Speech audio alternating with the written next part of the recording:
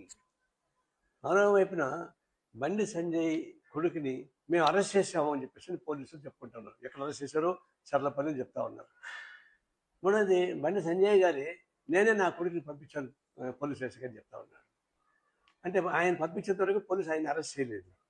దీన్ని బట్టి పోలీస్ వ్యవస్థ ప్రశ్నార్థకమైంది.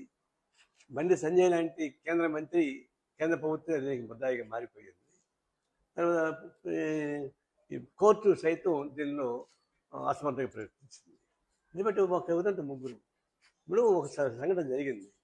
జరిగిన తర్వాత పోక్సో కేసు పెట్టారు. పెట్టినప్పుడు అరెస్ట్ అయిన ఉంటే ఇది గొడవ ఉండేది కాదు.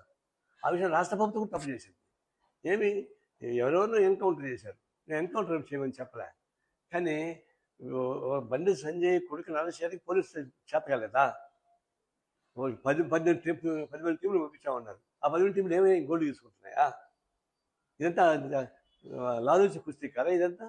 సరే బండి సంజయ్ నా కొడుకు తీసుకోవాలని చెప్పేంతవరకు పోలీసు అరెస్ట్ చేయలేదంటే, పోలీసు అరెస్ట్ చేసినాక మేము ఇంకెక్కడో అరెస్ట్ చేసామని చెప్పుకోవడం అంటే ఏదైనా డొల్లతనం కదా.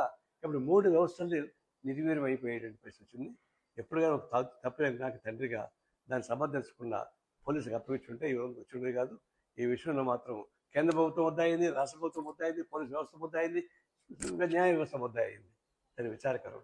ఈ వెంటనే తగిన చర్యలు తీసుకుని చెప్తాం.